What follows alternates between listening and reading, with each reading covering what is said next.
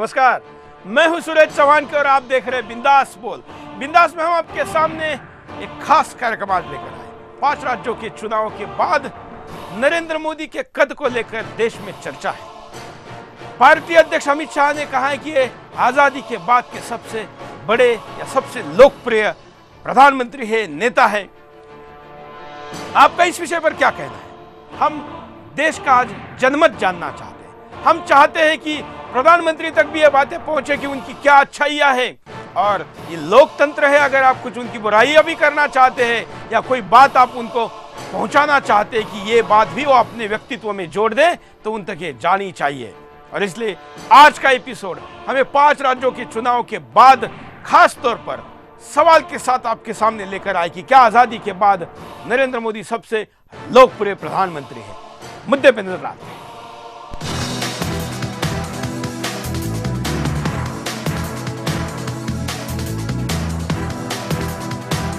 आज हर ओर एक ही सवाल उठ रहा है, क्या प्रधानमंत्री नरेंद्र मोदी भारत की सबसे बड़ी शख्सियत बन गए हैं? ये बात देश ही नहीं, विदेशों में भी लोग उठा रहे हैं। चाहे वो मीडिया हो, बुद्धिजीवी हो, आम आदमी हो, आम नागरिक हो या फिर राजनेता, कोई मोदी की राजनीति में अपने सपनों का सौदागर बोल रहा है तो कोई युग पुरुष। ऐसे में सवाल उठ रहे हैं, आखिर मोदी जी ने ऐसा क्या किया जो लोग उन्हें भारत का सबसे बड़ा नेता बताने लगे हैं? आजाद भारत में कई बड़ी राजनीतिक शख्सियत रही, इन सभी ने कुछ न कुछ असाधारण करके अपना नाम स्वर्ण अक्षरों में लिखवाया है। जब भारत आजाद हुआ तो भारत में कई बड़े राजनेता थे, जिनमें जवाहरलाल नेहरू, सरदार वल्लभ भाई पटेल, डॉक्टर राजेंद्र प्रसाद, श्यामा प्रसाद मुखर्जी, नाना साहेब देशमुख, ये सभी अपने अपने क्षेत्र की बहुत बड़ी हस्तियां रही हैं। वही राजनीति में लाल बहादुर शास्त्री से लेकर इंदिरा गांधी, तो साथ ही जेपी नारायण से लेकर चंद्रशेखर तक, राजीव गांधी से लेकर सोनिया गांधी तक, तो अटल बिहारी वाजपेयी से लेकर लाल कृष्ण आडवाणी। लेकिन कहीं न कहीं सभी राजनेता नरेंद्र मोदी से लोकप्रियता में पिछड़ते दिखाई दे रहे हैं। ऐसे में सवाल उठ रहे हैं, आखिर मोदी में ऐसी कौन सी शख्सियत है जो उनको सबसे लोकप्रिय बनाती है? वैसे नरेंद्र मोदी गुजरात में मुख्यमंत्री रहते हुए ही चर्चा में आ गए थे। गुजरात के सीएम रहते हुए ही भारत और दुनिया भर का मीडिया मोदी को अगला प्रधानमंत्री बताने लगा था, क्योंकि गुजरात मॉडल दुनिया में चर्चा का विषय बन गया था। गुजरात को मोदी ने न सिर्फ आधुनिक प्रदेश बनाया, बल्कि पूरे देश के सामने एक नजीर पेश की। नरेंद्र मोदी को माना जाता है वो सिस्टम को बदलने वाले नेता हैं। नरेंद्र मोदी का विजन बिल्कुल साफ रहता है। उनके साथ काम करने वाले प्रशासनिक अधिकारी भी बताते हैं कि मोदी जी 2 मिनट से ज्यादा किसी मुद्दे को समझने में नहीं लगाते। मोदी जी आधुनिक टेक्नोलॉजी के जनक हैं। मोदी जी ने देश को बताया कि कैसे टेक्नोलॉजी का प्रयोग किया जाता है। मोदी जी जानते हैं आज का युवा टेक्नोलॉजी पसंद है, इसलिए मोदी जी ने सबसे पहले युवाओं को अपनी तरफ खींचा। युवाओं को मोदी जी ने सपने देखने सिखाए। मोदी जी एक नए भारत की बात करते हैं, जो इस भारत में युवा को सबसे आगे रखते हैं। मोदी जी जानते हैं कि आज के भारत को क्या चाहिए। मोदी जी को पता है लोग कैसे आधुनिक बन सकते हैं, कैसे देश को दुनिया का सिरमौर बनाया जा सकता है। जो आदमी भारत का भविष्य बनाने के लिए अपना सब कुछ त्याग दे, उसकी ईमानदारी और देशभक्ति पर कौन सवाल खड़ा कर सकता है? मोदी जी की ये शख्सियत उन्हें सभी नेताओं से आगे रखती है।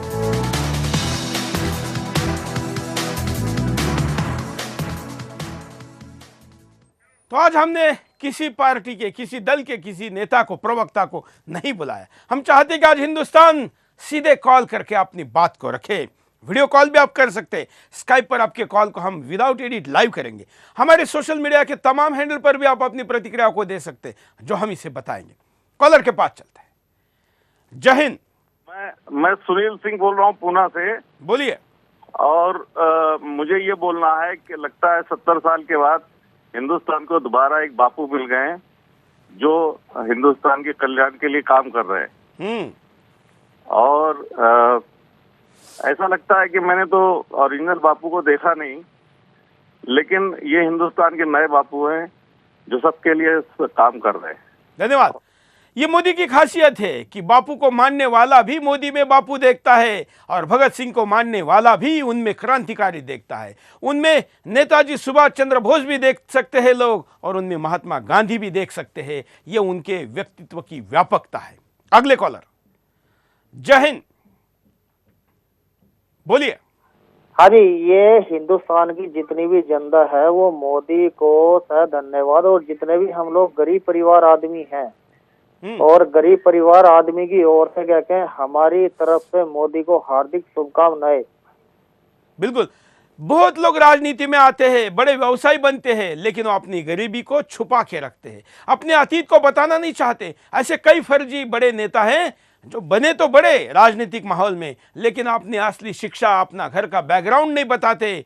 मोदी ने इस पे डर के, संकोच करने के बजाय अपने गरीबी के वास्तव को लोगों के सामने रखा, उनको सीधे कनेक्ट किया। और इसलिए एक चाय बनाने वाला व्यक्ति प्रधानमंत्री जब बनता है तो भी वो आम आदमी से लेके अमीर तक कैसे कनेक्ट हो सकता है, अंबानी से लेके साधारण व्यक्ति तक जुड़ने का उनका ये स्टाइल, ये भी लोगों को कायल करता है। अगले कॉलर। जय हिंद। मैं उत्तर प्रदेश से सुनील कुमार शर्मा जी बोल रहा हूँ। मैं भारतीय जनता पार्टी को ढेर सारी शुभकामनाएं देना चाहूंगा। और मोदी जी एक ऐसे नेता हैं जो भविष्य को देख सकते हैं, जिन्होंने भविष्य को देखते हुए पूरा रोड मैप प्लान किया है। तो मैं पूरे भारत की जनता से ये निवेदन करूंगा कि जात पात को छोड़ के और बिल्कुल धन्यवाद। हम कहेंगे कि बस मोदी जी में आपको ऐसा क्या दिखता है जिससे आप प्रभावित हैं, उन चीज़ों को बताइए, हम ये चीज़ें उन तक पहुंचाएंगे। हम चाहेंगे कि इस देश के प्रधानमंत्री को ये पता चले कि उनके प्रति क्या अच्छाइयाँ है, और अगर कुछ चीज़ें और जोड़नी है तो देश क्या चाहता है। कुछ और हम आपको दिखाते हैं, देखिए। नमस्ते बाबा। जीते रहो बेटा।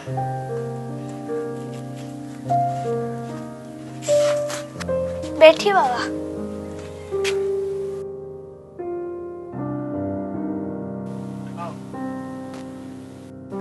आइए बाबा। माते, तुम्हारे इस बेटे की कुंडली हो तो मुझे दिखाना। जी बाबा, अभी लेकर आती हूँ। तब तक बाबा खाना लीजिए।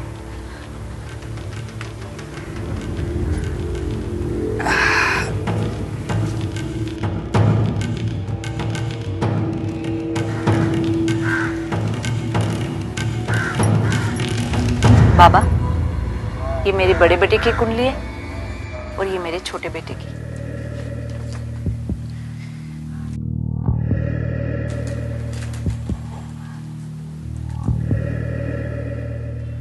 माते, तेरे बड़े बेटे का तो जीवन सामान्य है, परंतु तेरा छोटा बेटा नरेंद्र। छोटे बेटे का क्या बाबा? अगर वो राजनीति में कदम रखता है तो बहुत बड़ा आदमी बनेगा, बहुत ही ताकतवर। जैसे कोई महाराजा हो ऐसा बड़ा आदमी बनेगा। और अगर उसने संन्यास की राह ली तो भी बहुत बड़ा सन्यासी बनेगा। शंकराचार्य, शंकराचार्य। राजा या फिर सन्यासी, ये बात है करीब 50 साल पहले की। ये बात तो उस संत की सच साबित हो रही है। न सिर्फ सच साबित हो रही है बल्कि नए अध्याय भी लिख रही है हर नए दिन। मोदी सन्यासी बनना चाहते थे, आज वो सन्यास की राह होते होते सत्ता के शिखर पर बैठे हैं।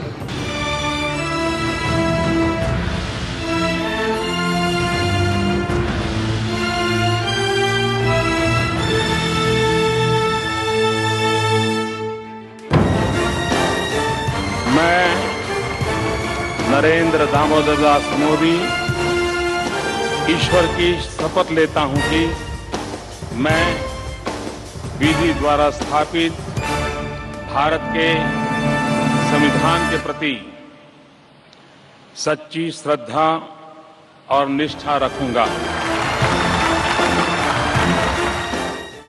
26 मई को प्रधानमंत्री की शपथ ली, लेकिन शपथ लेने से पहले वो अपनी मां से आशीर्वाद लेना नहीं भूले। मां ने भी बच्चे की तरह नरेंद्र को आशीर्वाद और प्यार दिया।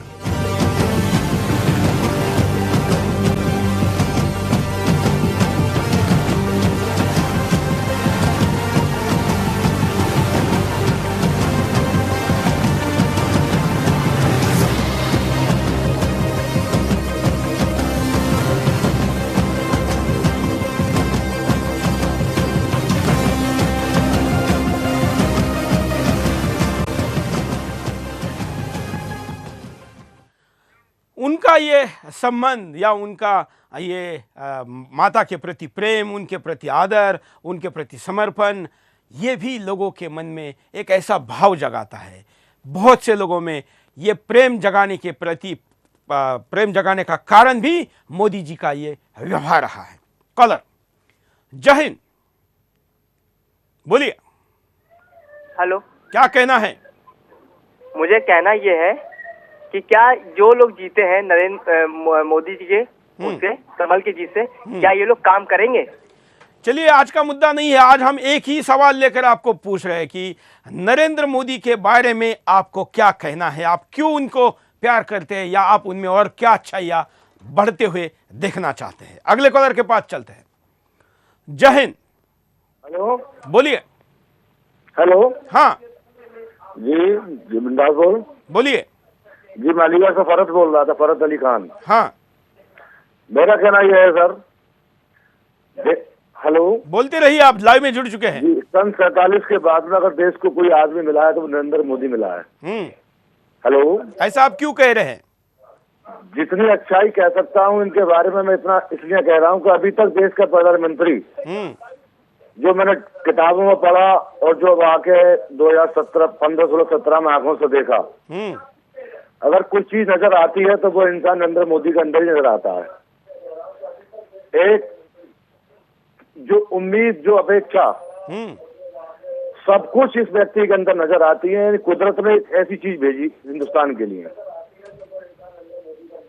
चलिए, मैं आपका जो नाम समझ पाया उससे आप मुस्लिम मालूम होते हैं। आप हिंदुस्तानी हमारे लिए सारे, लेकिन मोदी को मुस्लिम विरोधी कहने वाले लोगों को क्या कहेंगे?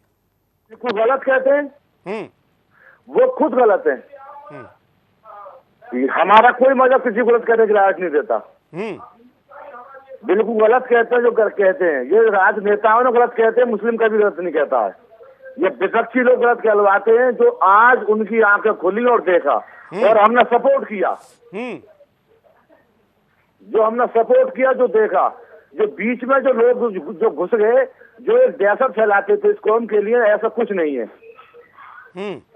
बस जो मुस्लिम बहनों ने बड़ी मात्रा में आकर मोदी को वोट किया, ऐसा लोग कहते हैं, उसमें कितनी सच्चाई है?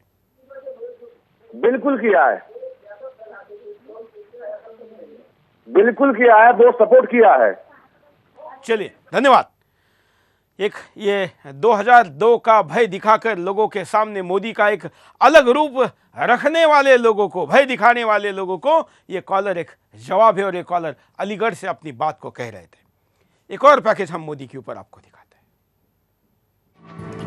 बड़ा मीठी चाय, चाय बोलो चाय, गर्मा गर्म चाय, चाय चाय चाय चाय वाला। धार्मिक स्थलों से उनका लगाव हमेशा बना रहा।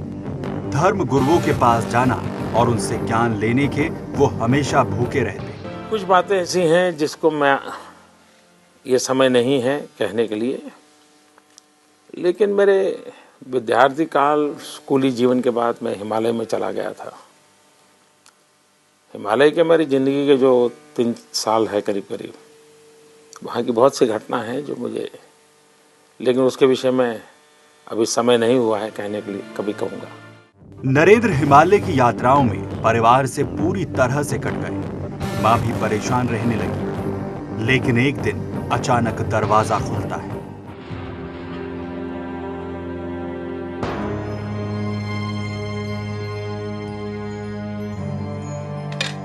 माँ, माँ, भाई।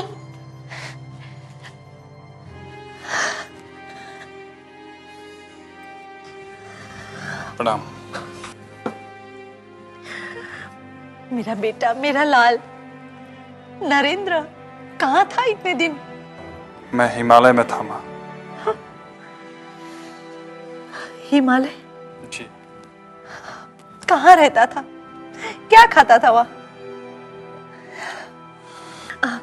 चल छोड़, मैं तो रोटला और सब्जी बना रही थी, पर रुक, तेरे लिए कुछ मीठा बनाती हूँ।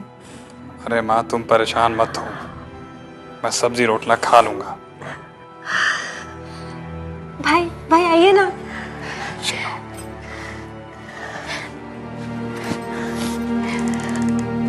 लेकिन बच्चे नरेंद्र का मन तो कहीं अलग ही रहता था। वो बचपन से ही धार्मिक थे। बचपन में ही वो मंदिरों में जाने लगे थे। मंदिरों की परिक्रमा और जप करना उन्हें बचपन में ही आ गया था। मंदिर में मत्था टेकने के बाद ही बालक नरेंद्र की दिनचर्या शुरू होती है।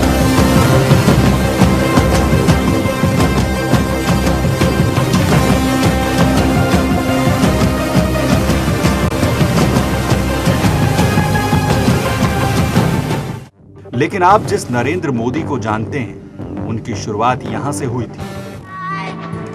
कड़क मीठी चाय, चाय बोलो चाय, गर्मा गर्म चाय, चाय चाय, चाय चाय वाला। ये चाय वाले। हाँ साहब, कितनी चाय चाहिए? कितने की है चाय? 10 पैसे की एक चाय। एक चाय देना।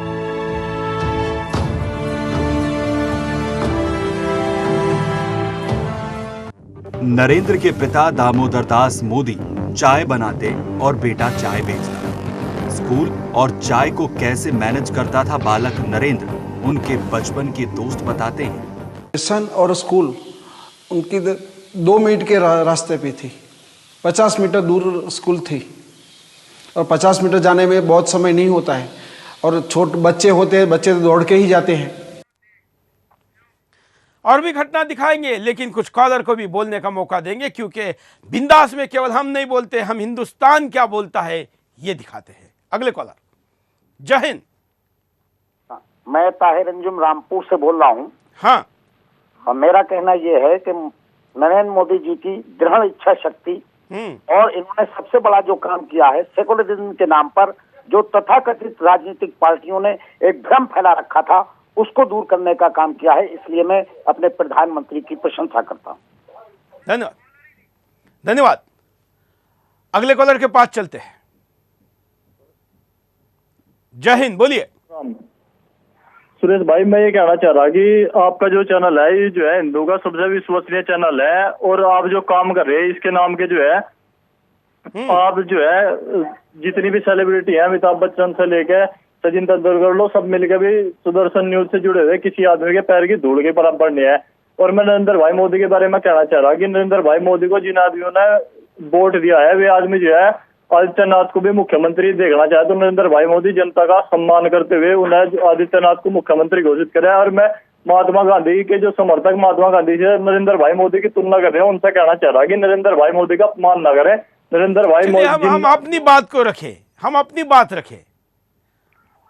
हाँ जी, ठीक है। हेलो। हाँ सर, मैं ये कहना चाह रहा कि जो नरेंद्र भाई मोदी है वो बहुत बड़े राष्ट्रवादी व्यक्ति हैं, और जो महात्मा गांधी है वे जो है नेहरू की विचारधारा का समर्थन करने वाले हैं। तो जो जिन्ना का समर्थन करने वाले आदमी है, ये नेहरू और गांधी दोनों, ये सब के सब गद्दार है। तो मैं ये कहना चाह रहा कि नरेंद्र भाई मोदी का इतने इन आदमियों से तुलना न करी जाए, गद्दार है। चलिए, हम धन्यवाद आपके कॉल करने के लिए। ये राष्ट्र जब बनता है तो अनेक अपूर्णांक लेके एक पूर्णांक बनाने की दिशा में पहल करना जरूरी होता है। जो अतीत है, जिसको हम बदल नहीं सकते, उसको केवल छोड़ देने के बजाय उसमें से क्या अच्छाई है वो लेकर आगे चले, उन बुराइयों को, उन गलतियों को ना दोहराए। यही भविष्य बनाने के लिए वर्तमान की नीति सबसे कारगर होती है। अगले कॉलर। जय हिंद, बोलिए। मैं प्रधानमंत्री जी के व्यक्तित्व से बहुत प्रभावित हूँ। हाँ। उनके निर्णय लेने की क्षमता और सही या गलत को ना सोच के उसको सही साबित करने से मैं इनकी एक व्यक्तित्व को मैं बहुत प्रभावित हूँ, और मुझे गर्व है कि आज नरेंद्र भाई मोदी जी हमारे प्रधानमंत्री हैं। धन्यवाद। कॉलर नए नए मुद्दे दे रहे, नए नए तर्क बता रहे। कोई बता रहा है निडरता, कोई सेकुलरिज्म, कोई उनकी साहस। मैं चाहूंगा हर कॉलर एक नया मुद्दा बताए और पुराने कॉलर ने बताई हुई बात को ना दोहराए। अगले कॉलर। जय हिंद। ठीक, बोलिए। क्या कहना चाहते हैं आप? हाँ जी, बोलिए। नमस्कार जी। नमस्कार। जय हिंद जी। बोलिए। हाँ जी, जय हिंद जी। मैं श्री समुद्र सिंह बोल रहा हूँ जी, के राजगढ़ हरियाणा से। बोलिए बोलिए। हाँ जी, हम कहना तो हाँ जी, जिस तरह ये जीत है, चलिए धन्यवाद। कॉलर को कहूंगा कि आप जैसे ही कनेक्ट होते लगातार बोलते रहिए, आपका एक एक सेकंड भी महत्वपूर्ण है और लोगों को बोलने का मौका मिलेगा, इसलिए अपनी बात को जरा गति के साथ कहे, पहले सोच के रखे फिर कॉल करें। अगले कॉलर, जय हिंद सर। बात कर रहा है सर, बात कर रहा है। बोलिए। हेलो, बात कर रहा है। बिंदास बोल में सर बात करना है, बिंदास बोल में बात करना है। लाइव में जुड़ चुके हैं, बोलिए। Hello sir. हाँ। बिंदास बोल। हाँ सर, शैलेश बोल रहा हूँ। बोलिए। शैलेश बोल रहा हूँ सर। बोलिए। हेलो।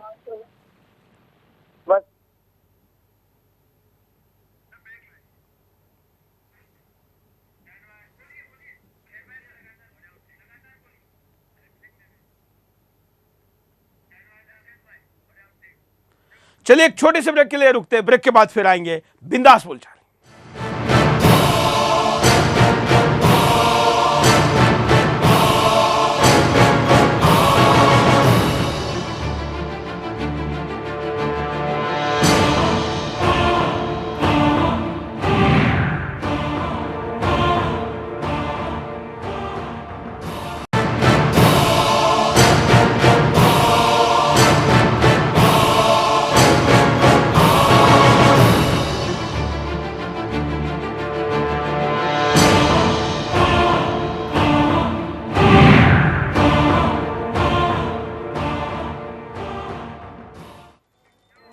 कॉलर के पास चलते हैं। जय हिंद।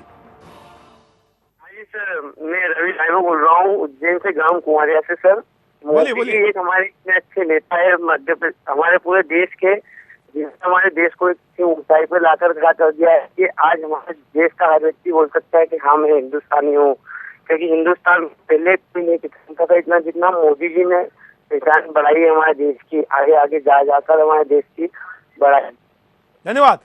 इनका कहना है स्वाभिमान निर्माण किया। पहले हिंदुस्तान के इमेज कॉमनवेल्थ गेम से लेके भ्रष्टाचार से लेके तमाम ऐसे मुद्दों के कारण दुनिया भर में बदनाम हो रही थी, ब्रांड हिंदुस्तान का नुकसान हो रहा था, उसको भरा ही नहीं बल्कि उसको प्लस में बदल दिया, उसको और सकारात्मक किया। ये इस कॉलर का कहना है।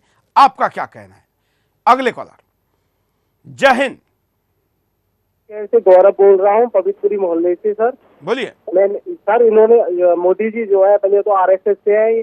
आरएसएस का मतलब है कि मतलब रास इसमें इनके तो शुरू से ही जो आरएसएस में होता है वो रास इसमें काम करता है। बहुत अच्छा काम है इनका। और हमारे हिंदुस्तान के अंदर एक शेर आया है, जज्बात शेर आया, जो कि हमारे देश के लिए सोच रहा है, हमारे युवा वर्गों के लिए सोच रहा है और हमारी गंगा मैया के लिए सोच रहा है। बहुत अच्छी सोच है इनकी। इन्हें तो गॉड इनके साथ है, गॉड का, परमात्मा का इनके पास आशीर्वाद है। और ये कृष्ण अवतार के रूप में एक तरह से जिन्होंने कृष्ण जी ने एक देश के हित के लिए सोचा था, जैसे उन्होंने ये सोच रहे हैं। बहुत मतलब इनके लिए बोलना तो क्या बोलूं, इनके लिए तो मतलब शब्दों की कमी महसूस होती है, लेकिन ये एक और तथ्य। अगले कॉलर, जय हिंद। बोलिए, क्या कहना है आपका? मोदी जी, मैं एक कवि नरेश कुमार सिंह जी बोल रहा हूँ। मोदी में वो प्रतिभा है कि जो अच्छाई है, अच्छाई के पक्ष में वो अपना दिशा बदल देते हैं। ये भारतवर्ष के लिए बहुत बड़ा अच्छा चीज है और कुछ भी पक्षपात नहीं लेते, ये सबसे बड़ी चीज है। और गरीबों के रूह की बात बोलते हैं, वो अंतरात्मा में जो बात है गरीबों के अंदर में उनकी बात करते हैं, इसलिए अधिक से अधिक लोग उनसे खुश रहते हैं। धन्यवाद। हम आपको एक और पैकेज दिखाते हैं मोदी जी के जीवन पे। मैं अपनी कॉपी मॉनिटर को नहीं दिखाऊंगा। क्यों? अपनी कॉपी मॉनिटर को क्यों नहीं दिखाओगे? गुरुजी, आप ही मेरी कॉपी ठीक कर सकते हैं, क्लास मॉनिटर सुधार नहीं कर सकता। लेकिन बालक नरेंद्र ने चाय बेचते बेचते एक सबक सीख लिया था, जो उनके टीचर बताते हैं। इनकी जो स्पष्ट कहें तो जो आर्थिक समस्याएं थी, गांव में होती है हर एक की, लेकिन इनकी खास करके विशेष थी। फैमिली बहुत बड़ा था और आर्थिक जो उपार्जन होता है वो उस टाइम के हिसाब से हमको ऐसा लगता था। उसने कभी हमको फील करने नहीं दिया। वो आता तो अप टू डेट यूनिफॉर्म में आता, उसको देख के कभी नहीं लगता कि इसको कोई तकलीफ है। जिद्दी नरेंद्र कैसे अपनी बात को अपने साथियों और अध्यापकों से मनवाते थे, ये बताते हैं उनके एक टीचर। तो बच्चों, अभी आपने नदी और उसके विज्ञान के बारे में पढ़ा। क्या सभी को समझ में आ गया? बहुत अच्छे। अब सभी बच्चे नदी शब्द की विवेचना करके उसके व्याकरण को समझाते हुए उस पर निबंध लिखेंगे और अपनी कॉपी मॉनिटर को दिखा दें। गुरुजी, मैं अपनी कॉपी मॉनिटर को नहीं दिखाऊंगा। क्यों? अपनी कॉपी मॉनिटर को क्यों नहीं दिखाओगे? गुरुजी, आप ही मेरी कॉपी ठीक कर सकते हैं, क्लास मॉनिटर सुधार नहीं कर सकता। लेकिन नरेंद्र, सभी बच्चे अपनी कॉपी मॉनिटर को दिखा रहे हैं, इसमें बुराई क्या है? मुझे नहीं मालूम गुरुजी, लेकिन मैं सिर्फ आपको ही अपनी कॉपी दिखाऊंगा। ठीक है, बैठ जाओ।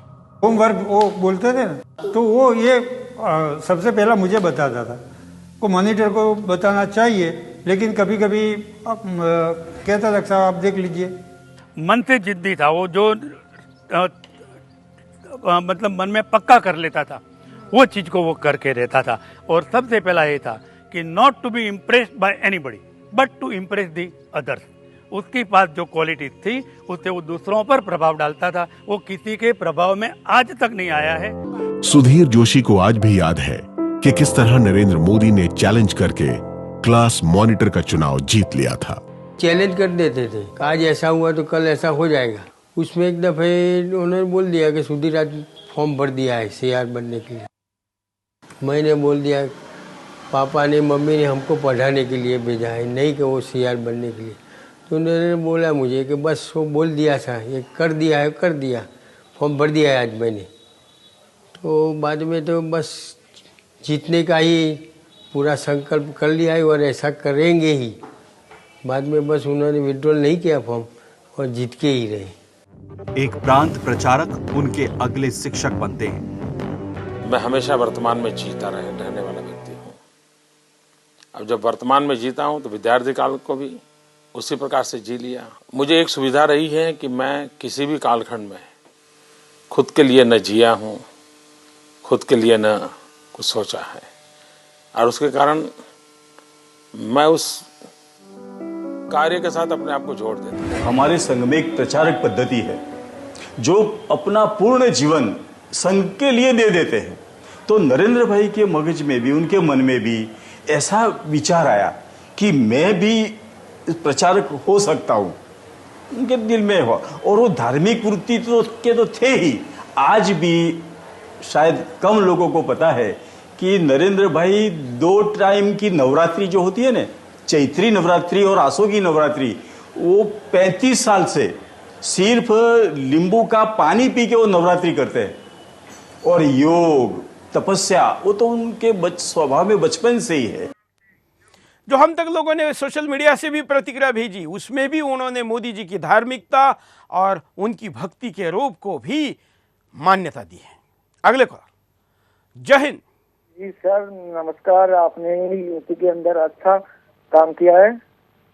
बोलिए सर, आपने बहुत अच्छा काम किया है। विदेशों में भी आपने हिंदी में भाषण देकर अच्छा नाम कमाया है। विदेशों में आपने अच्छी छवि बनाई है और हमारे राजस्थान के ऊपर भी नजर डालिए। राजस्थान में अच्छा काम नहीं हो रहा है, यहाँ के सीएम को चेंज कीजिए, यहाँ पर भी।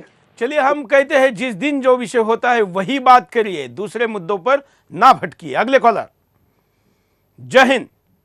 हाँ सर, बोलिए। बोले? बिल्कुल। हाँ, हम सर ललितपुर से बोल रहे हैं। हाँ।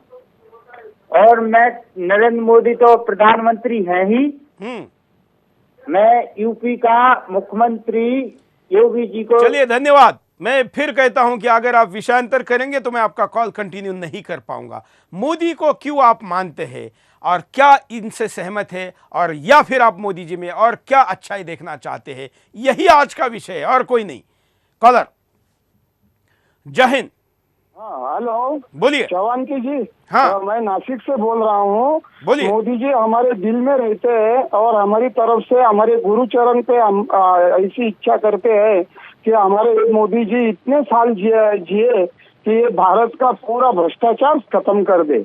बस इतना ही हमें बोलना है। बस भ्रष्टाचार के खिलाफ लड़ने की उनकी इमेज और 2.25 साल में उन्होंने दिल्ली में किया हुआ बदलाव, ये भी एक बड़ा कारण है। दिल्ली में पहले क्लबों में, 5 स्टार होटलों में लाइजनिंग करने वाले दलालों की फौज घूमती थी। यहाँ के गोल्फ क्लब से लेकर तमाम जगह पर बस लोग यही सब करते थे, डील करना जिसको कहता है, देश को बेचने का काम होता था। मोदी जी ने आते ही कुछ दिनों के अंदर, मैं हफ्ते भी नहीं कहूँगा, उस पर जबरदस्त तरीके से अपना प्रभाव छोड़ा और उनके खुफिया तंत्र की ताकत भी रही कि लोग समक्ष मिलना तो दूर, फोन पर बात करने से भी डरते हैं, कतराते हैं। तमाम ऐसे कई दलाल दिल्ली छोड़कर दूसरे राज्यों में गए क्योंकि उनको समझ में आ गया कि यहाँ पर अब वो बात दोबारा संभव नहीं है। तो भ्रष्टाचार के खिलाफ लड़ने की उनकी इमेज भी एक बड़ा कारण है। उनके और 50 गुणों के बारे में हम आपको दिखाते हैं। अब हम आपको बताते हैं मोदी जी की कुछ रोचक बातें। नरेंद्र मोदी का जन्म 17 सितंबर 1950 को वडनगर में हुआ। नरेंद्र मोदी 5 भाई बहनों में से दूसरे नंबर की संतान हैं। नरेंद्र मोदी को बचपन में नरिया कहकर बुलाया जाता था। नरेंद्र मोदी के पिता की रेलवे स्टेशन पर चाय की दुकान थी। 1965 में भारत पाकिस्तान युद्ध के दौरान उन्होंने स्टेशन से गुजर रहे सैनिकों को चाय पिलाई थी। नरेंद्र मोदी बचपन में आम बच्चों से बिल्कुल अलग थे। नरेंद्र मोदी वडनगर के भगवताचार्य नारायणाचार्य स्कूल में पढ़ते थे। बच्चे मोदी को बचपन में एक्टिंग का शौक था। नरेंद्र मोदी बचपन में स्कूल में एक्टिंग, वाद विवाद, नाटकों में भाग लेते और पुरस्कार जीतते थे। एक बार शर्मिष्ठा तालाब से एक घड़ियाल का बच्चा पकड़कर घर लेकर आ गए। नरेंद्र मोदी बचपन में साधु संतों से प्रभावित हुए। वे बचपन से ही सन्यासी बनना चाहते थे। सन्यासी बनने के लिए मोदी स्कूल की पढ़ाई के बाद घर से भाग गए थे। नरेंद्र मोदी बचपन से ही आरएसएस से जुड़े हुए थे। 1958 में दीपावली के दिन गुजरात आरएसएस में मोदी को बाल स्वयंसेवक की शपथ दिलवाई। वे बहुत मेहनती कार्यकर्ता थे। वे आरएसएस के बड़े शिविरों के आयोजन में मैनेजमेंट का हुनर दिखाते थे।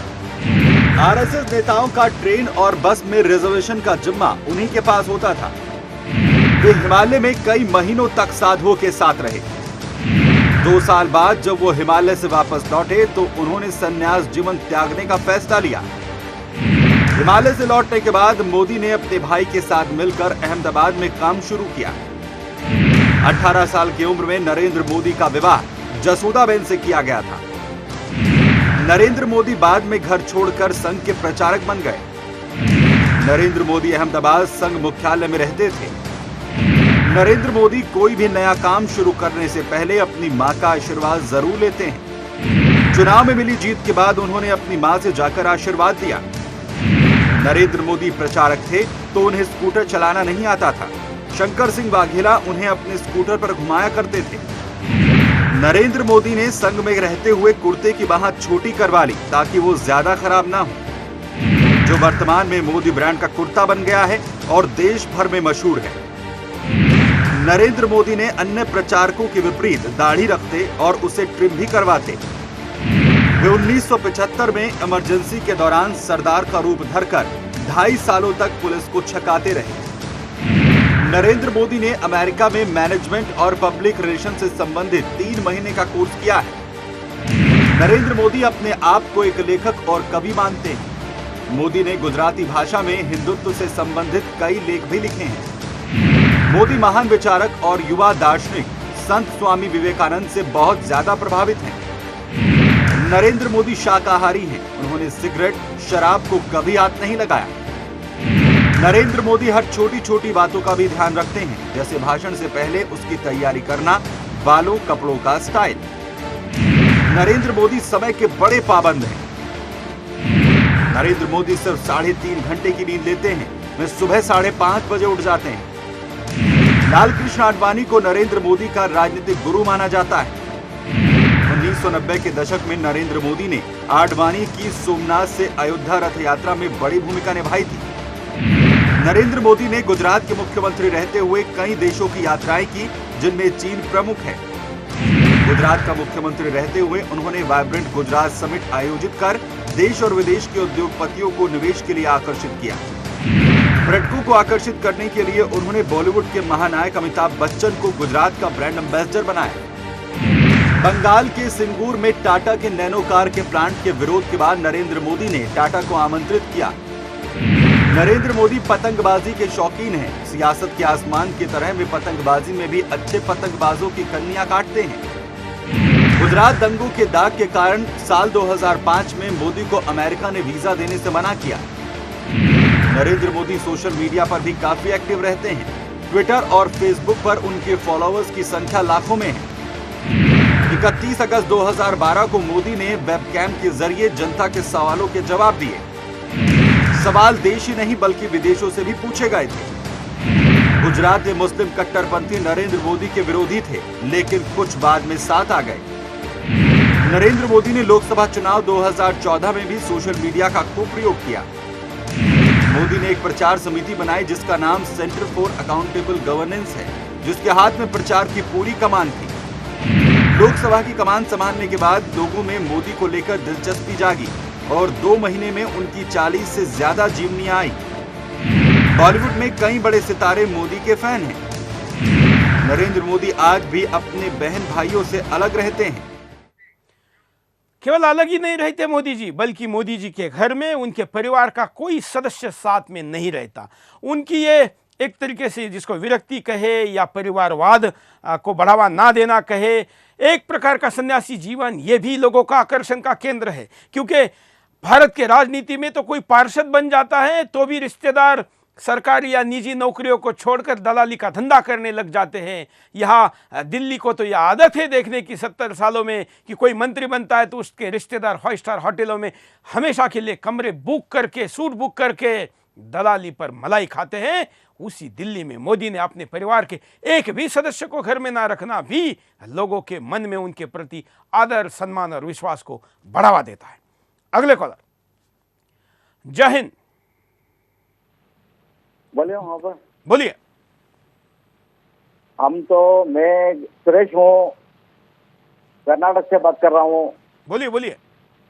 और नरेंद्र मोदी जी है ना, हाँ, वो तो शिवाजी जैसे है। और नरेंद्र मोदी जी बाजीराव पवार जैसे है, क्योंकि हिंदुओं के लिए, हिंदू स्वराज के लिए शिवाजी लड़ा है और बाजीराव पवार भी हिंदू स्वराज के लिए लड़ा है। क्यों? और बाद में सब हिंदुओं को भी शिवाजी और बाजीराव पवार का स्मरण करना चाहिए, जयंती करना चाहिए। और धन्यवाद। कोई उनमें संत देखता है, कोई सैनिक देखता है, तो कोई राजा भी देखता है। यही व्यक्तित्व के विभिन्न पहलू है। अगले कॉलर। जय हिंद। बोलिए। हेलो। हाँ, हेलो। बोलिए। हेलो। जय श्री राम। बोलिए। जय श्री राम भाई। हाँ, ये सवाल मेरा आपसे है, न्यूज वालों से। बोलिए, आप लाइव में जुड़ चुके हैं, जल्दी बोलिए। ये सवाल आप लोगों से है मेरा। चलिए, धन्यवाद। अगले कॉलर के पास चलते हैं। बात को सीधे नाम लेकर अपनी बात रखना ज्यादा अच्छा रहेगा। जय हिंद।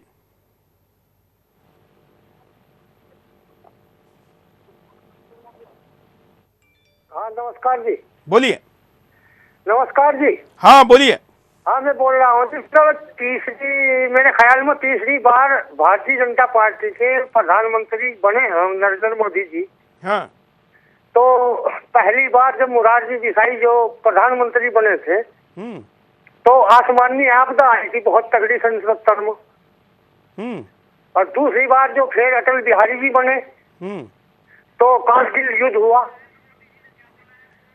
तो मुझे कुछ खतरा है कभी कि नरेंद्र मोदी जी हाँ देखो भाई क्या हो, कौन सी आपदा हो इसके लिए, क्योंकि सरकार जब भी आई है जब भी कोई ना कोई देश में। चलिए, अगले कॉलर के पास चलते हैं। जय हिंद। जय हिंद सर। बोलिए। हाँ, सुनिए। बोलिए। सर, हाँ, मैं बोल रहा हूँ। बोलिए ना, सुन रहे हैं। हाँ, मैं कह रहा हूँ नरेंद्र मोदी जी जो है एक अवतार है। जब वो 2002 में जब वो गुजरात के मुख्यमंत्री थे तो कारगिल युद्ध हुआ था और कच्छ में भूकंप आ गया था। दोबारा जब मुख्यमंत्री बने तो कारगिल युद्ध हो गया था। जब उन्होंने प्राइम मिनिस्टर की घोषणा हुआ था तो केदारनाथ बह गया था। और जब ये दोबारा प्रधानमंत्री बनेंगे तो पाकिस्तान का बेड़ा गर्क तय है। चलिए, क्या लॉजिक है समझ में नहीं आया। अगले कॉलर। जय हिंद। हेलो, बोलिए। हेलो, मोदी जी ने अपनी पत्नियों को छोड़ दिया। क्या कहा आपने? मोदी जी ने अपनी पत्नियों को छोड़ा। अरे भाई, ऐसे फालतू सवाल करने के लिए ऐसे कार्यक्रम का उपयोग मत करिए। राजनीतिक विद्वेष निकालने के लिए आपके कई प्लेटफॉर्म है, वहां पर आपने आग निकाली है। अगले कॉलर। जय हिंद। हाँ, जय हिंद। बोलिए। हाँ, हम बोल रहे हैं मतलब बिहार के हाजीपुर से मिथिलेश कुमार शर्मा, जो कि भारतीय जनता पार्टी का मेंबर भी है। हाँ। और 26 सालों से मैं इस पार्टी से जुड़ा हुआ हूँ।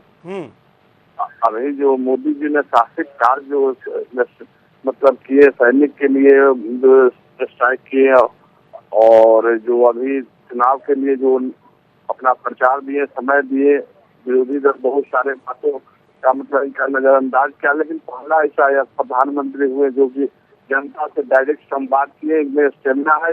लाख विरोधी दल मतलब अति करने के बाद, विरोधी दल के निष्क्रिय शब्दों का इस्तेमाल करने के बाद भी मोदी जी ने जो अपना कार्य किया और समय दिए, मतलब देश उन पर गौरवान्वित करता है और हम उनका भी मतलब नमन करते हैं।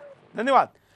मोदी जी जब बोलते हैं तो लोगों को लगता है कि ये मेरे मन की बात बोल रहे हैं। ये उनका लोगों के साथ इसके कारण कनेक्टिविटी बढ़ती है, डायरेक्ट संवाद बढ़ता है और लोगों को लगता था कि आप प्रधानमंत्री बड़ी दूर की चीज़ है, हमारा उससे क्या संबंध है। लेकिन तकनीक के साथ भी वो लोगों के साथ कनेक्ट रहते हैं। ये भी एक कारण है कि उनमें अपनापन महसूस होता है। अगले कॉलर। जय हिंद।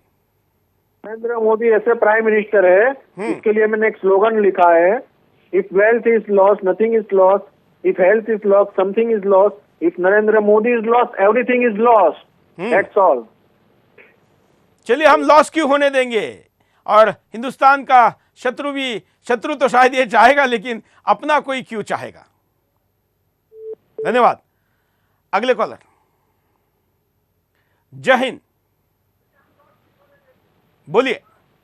हाँ जी, मैं ऋषिपाल बानीपत से बोल रहा हूँ, हरियाणा से।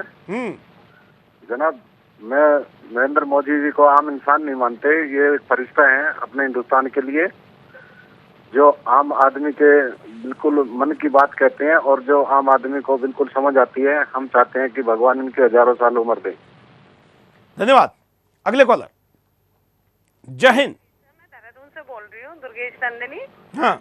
मुझे मोदी जी से बहुत सारी उम्मीदें हैं और मैं चाहती हूँ कि पहाड़ के जो पलायन हो रहा है उसके बारे में मोदी जी क्या करेंगे। बिल्कुल, ये अच्छी बात आपने कही, हम पहुंचाएंगे। धन्यवाद। अगले कॉलर। जय हिंद। हेलो, बोलिए। जय हिंद। हाँ सर, बोलिए। मैं बोलना चाह रहा था। हाँ। मोदी जी ने यूपी तो जीत लिया है। हाँ। अब भारत के और स्टेट बंगाल में जो तकलीफ आ रही है वो कब जीतने जा रहे हैं, ये जानना चाहता था। बंगाल तो बांग्लादेश बनने जा रहा है, तो उसमें भी तो मोदी जी की दरकार है। बिल्कुल, और ये हम होने नहीं देंगे। मोदी जी तो इस पे करेंगे ही, जो उनको करने के लिए करना चाहिए और कहना चाहिए हम कहेंगे ही। लेकिन आपको और हमको भी ऐसे जगह का बांग्लादेश बनने नहीं देना है। बंगाल हो, केरला हो, कश्मीर हो, देश के कुछ ऐसे सीमावर्ती क्षेत्र है जो और हिम्मत दिखाने की जरूरत है। इस कॉलर की बात से ही मैं समापन करूंगा जो मैं चाह रहा हूं।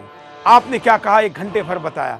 मैं चाहता हूं कि देश के प्रधानमंत्री लोकप्रिय है, ये तो निर्विवाद है, लेकिन हिंदुस्तानी अब चाहता है कि मोदी जी आपके पास राज्यसभा में अब बहुमत आ गया है। इलेक्शन होंगे तब आ जाएगा, राज्यसभा के जो सीटें हैं भर जाएगी, तब आपकी शक्ति और शक्तिशाली हो जाएगी।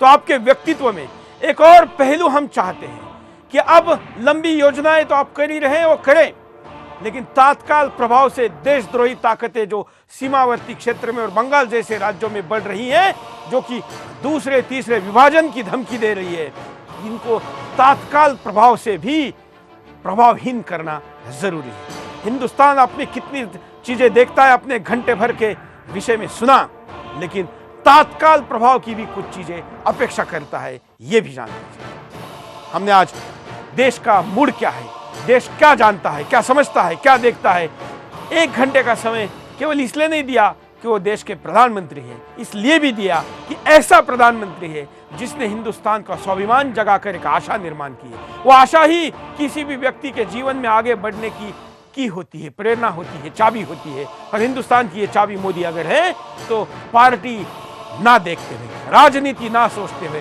हमने मोदी का साथ देना चाहिए, ये हमको लगा और इसलिए हमने 1 घंटा उनके ऊपर लगाया। आज के लिए इतना ही। जय हिंद।